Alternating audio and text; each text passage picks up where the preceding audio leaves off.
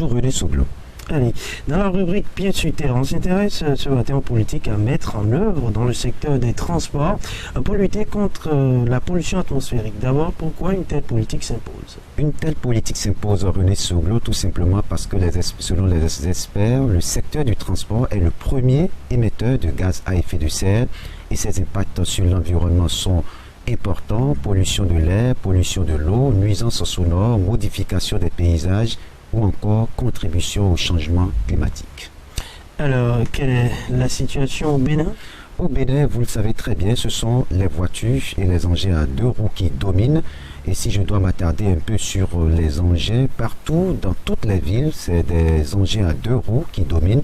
Il faut remonter un peu même dans l'histoire avec l'avènement des immédiats, par exemple, dans les années 87, 88, 89, où le phénomène des immédiats a pris avec la crise économique que nous avions connue au temps de la période révolutionnaire. Les fonctionnaires d'État avaient connu donc des arriérés de salaire, se sont lancés dans cette activité aujourd'hui. Ce sont des milliers de immédiats qui inondent nos villes.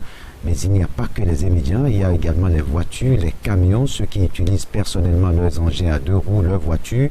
Au Bénin, il y a des contrôles quand même qui se font. Et il y a aussi les véhicules d'occasion qui inondent le continent. Notre pays ne fait pas exception, mais cela ne permet pas justement d'avoir les résultats malgré les contrôles qui se font.